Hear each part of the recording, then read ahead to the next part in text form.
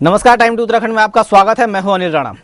गजेंद्र राणा के एक गीत ने पूरी तरह से इन दिनों संगीत की दुनिया में एक बवाल मचा दिया है, जिसको निशाने पर लिया गया है नरेंद्र सिंह नेगी को। नरेंद्र सिंह नेगी ने अपनी प्रतिक्रिया भी दी है और कहा है कि कहीं ना कहीं एक साजिश के तहत काम किया गया है। क्या है इस गीत के पीछे कहानी, उसकी पड़ताल करेंगे और सीधे बात करेंगे गजेंद्र राणा से, जिन्होंने गीत गाया है, जिन्होंने गीत रचा है। आपका पहले तो हमारे स्टूडियो में बहुत बहुत स्वागत है। सबसे पहले आपसे ये जानना चाहेंगे, जो आपने गीत लिखा है, इसको ऐसे ही लिखने की नौबत आई क्यों? सर, सबसे पहले तो मैं ये बताऊंगा कि ये जो है मेरी व्यक्तिगत भावना है और इस गीत का लेखक मैं हूँ और स्वरचित जो है इस गीत को मैंने किया है। और बहुत दिनों से एक टीस थी मन के अंदर कि एक ऐसा गाना बनाया जाए और एक ऐसा गाना गाया जाए, इसलिए मैंने जो है इस गीत को लिखा। नहीं, टीस किस बात की टीस थी? ऐसे कोई कहानी घटी होगी, कोई बात घटी होगी कि आपको नरेंद्र सिंह नेगी पे इतना गुस्सा आपने? नहीं, देखो, सबसे पहले तो मेरा कहना एक ये है कि ये गाना जो मैं ये नहीं बोलूंगा कि ये गाना मैंने जो है नरेंद्र सिंह नेगी के ऊपर लिखा। मैं सबसे पहले ये कहना चाहूंगा कि ये गाना एक ऐसे सिंगर के खिलाफ है कि नहीं, जिसने आज तक जो है किसी का भला नहीं चाहा। बट वृक्ष का नाम आपने सुना होगा। ये एक ऐसा बट वृक्ष है जिस बट वृक्ष ने अपने आसपास जो है किसी पौधे को नहीं उगने दिया, है कि नहीं। नहीं, अगर ये चीज आपको लग रही थी तो आपने गीत का सहारा क्यों लिया? आप पर्सनली बोल सकते थे, कुछ और तरीके भी होते हैं। नहीं, हमारे पास कोई तरीका नहीं था। तरीका इसलिए नहीं था हमारे पास क्योंकि मैं आपको बता देना चाहता हूं, क्योंकि जब हमने जो है यंगस्टर के लिए, नौजवानों के लिए गीत लिखे, और ऐसा नहीं कि नौजवानों के लिए हमने गीत लिखे, हमने जो है सभी तबके के लोगों के लिए गीत लिखे। और उसका उदाहरण जो मैं यहीं पर दूंगा, और ऑनलाइन में स्टेज के ऊपर भी जो है कोई भी सिंगर मेरे साथ खड़ा हो तो मैं इसका जवाब जो दे सकता हूं। मैं क्या जवाब दूं और क्या मेरे पास जो है जवाब का सिर्फ एक ही यही वो था, रास्ता था। क्योंकि हमें जो है फुअर गीता का नाम पिछले कुछ टाइम से, जब जो है फुरकी बांध गाना हिट हुआ, जब उसको जो है 10 लाख, 20 लाख और 40 लाख लोगों ने जब उस गाने को पसंद किया, तब हमें फुअर गायक नहीं बताया गया। लेकिन जब जो है धीरे धीरे जो है गजेंद्र राणा की टीआरपी बढ़ने लगी, नई सिंगरों की जो है टीआरपी बढ़ने लगी, तो कुछ जो है, जैसे मैंने इसमें बोला हुआ है, आपने सुना होगा गाने में कि देहरादून सी दिल्ली तलक चमचों की तेरी भरमार छा, और ढेबरा बाखरा जुल्ख तेरा तो सणिके के डार छा। हर जगह जो है 10-15 जो है, मेरे साथ सादिक नगर में सबसे पहला हादसा हुआ कि 10-15 वहां पीली धारी वाले, पीली ड्रेस वाले जो बंदे आए, उन लोगों ने बोला कि ये फुअर गीत है, इस गीत को बंद करो। आज मैं आपको एक चीज बताना चाहता हूं कि देश विदेश में आज जो है, पूरी दुनिया के अंदर, हिंदुस्तान में जहां जहां जो गढ़वाल तबका रह रहा होगा, उत्तराखंड का समाज जो रह रहा होगा, वहां पर अगर आज जो है फुरकी बांध जैसे गाने को अगर लोग सुनते हैं और पसंद करते हैं, और एक 5 साल का बच्चा अगर फुरकी बांध के गाने में नाचता है, तो क्या हमारे गानों के अंदर फुअरता है? हमें स्टेज के ऊपर यह बताना पड़ा 5000 लोगों को कि मैं यही गाना नहीं गा सकता हूं। ये जो 10-15 लोग इस गाने का विरोध कर रहे हैं, मैं यही गाना नहीं गा सकता। 10-15 लोग तो कोई भी हो सकते थे। क्या आप सीधे नरेंद्र सिंह नेगी के ऊपर कैसे?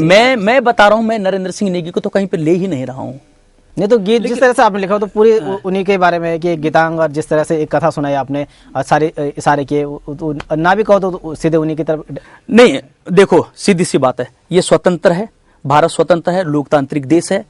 अगर मैं ये समझता हूं कि नेगी जी ने अगर पिछले कुछ टाइम पहले जो है अगर गाने गाए, नरेंद्र तिवारी जी के ऊपर गाने गाया, अगर निसंग जी के ऊपर गाना गाया, है ना, और सबसे बड़ी बात है पंडित समाज के ऊपर अगर गाना गाया, अब कदगा वो क्या बोलते हैं उसके लिए, थोला रे थोला हिट मेरा थोला रे थोला, बचपन बिटन ठगुण सीखो चा भागम हमारा यू लिखो चा, तुम करो तो माफ है और हम करें तो पाप है। क्या हम ऐसे गाने नहीं लिख सकते?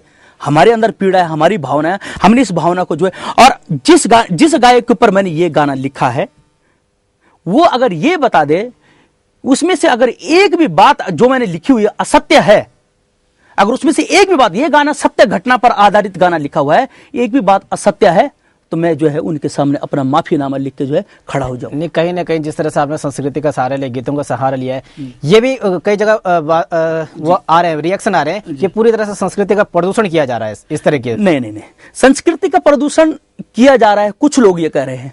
कुछ लोगों, जो लोग ये बात कह रहे हैं, उन लोगों को पता है क्या हम गायकों के बीच कौन कौन सी घटनाएं घट रही हैं? नहीं तो आप खुद बताइए, क्या इन जो गायकों के बीच जो कितनी तकड़ी लॉबी चल रही है?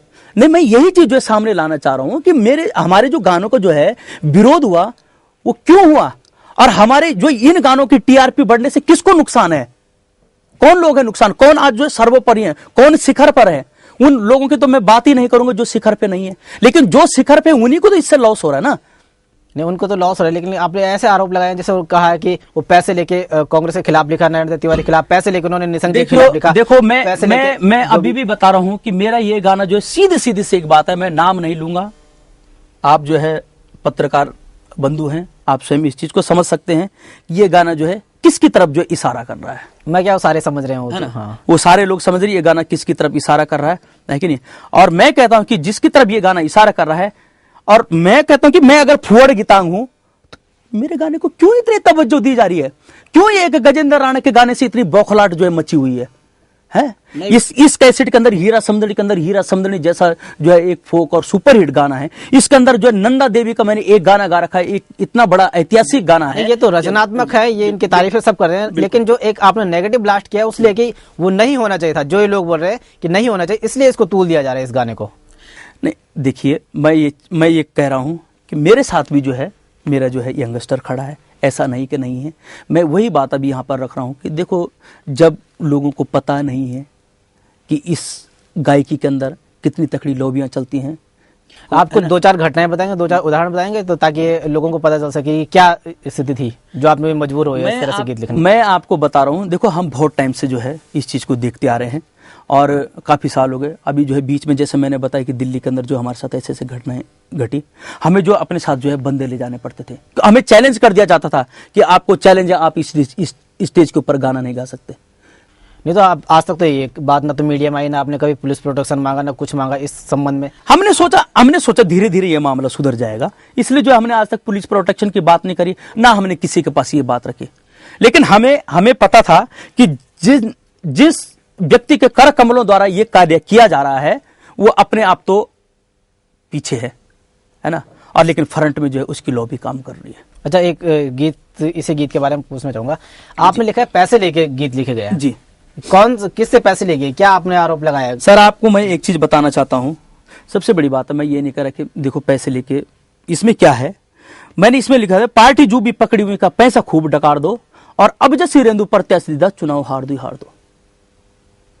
तुमने पिछली बार जो कांग्रेस के ऊपर गाना बनाया, कांग्रेस को तुमने बड़ी बेइज्जती करी नारायण दत्त तिवारी के टाइम पे। आज भी मैं ये कहता हूं कि मंत्री जो है सामने बैठे हुए हैं और उन्हीं के सामने तुम गाना लगा रहे हो, तुम तो एक बहुत सर्वोपरि व्यक्ति हो।